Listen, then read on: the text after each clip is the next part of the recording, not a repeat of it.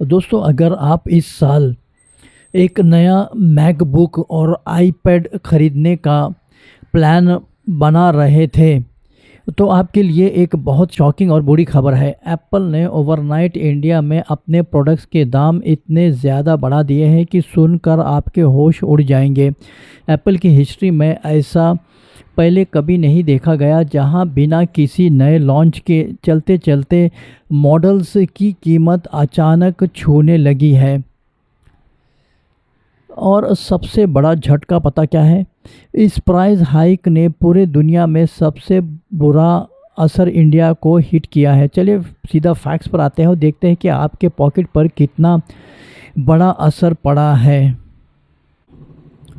MacBook air M5 13 inch जो पहले 1,19,900 का था, वो अब 30,000 महंगा होकर सीधा 1,50,000 का हो गया है। मैकबुक प्रो 14 इंच M5, इसमें तो हद ही हो गई। इसका बेस प्राइस 1,70,000 से बढ़कर 2,40,000 हो गया है, यानी पूरे 70,000 का direct hike. MacBook pro M5 max, अगर आप सबसे टॉप वेरिएंट लेने जाएंगे तो वहाँ पूरे 1,00,000 की इंक्रीमेंट यानी इंक्रीज़ हो गई है। IPad air 11 pro lineup, tablet भी नहीं बची।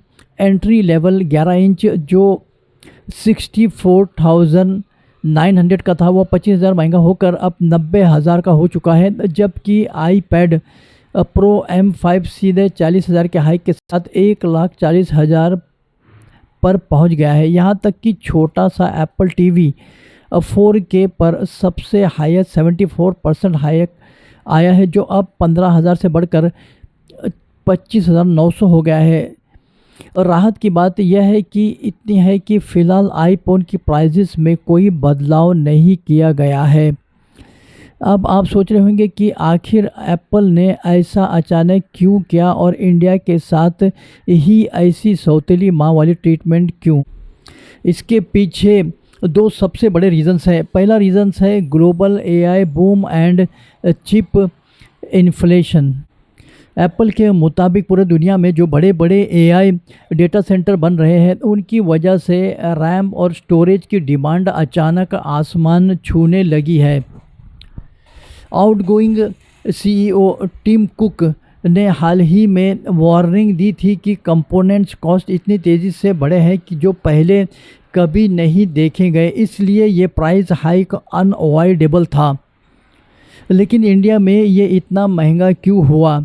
एनालिस्ट का कहना है कि यूएस में सिर्फ 15% से 20% का हाइक आया है, पर इंडिया में heavy custom duty, steep import taxes और 18% जीएसटी लगने की वजह से ये global price surcharge double triple हो जाता है। साथ ही रुपये की डीवैल्यूएशन के सामने थोड़ा कम होने की वजह से एप्पल ने अपने इंटरनल करेंसी बफर रिकैलिब्रेट किया है, जिसका पूरा बोझ अब हम इंडियन कंज्यूमर पर आ गिरा है।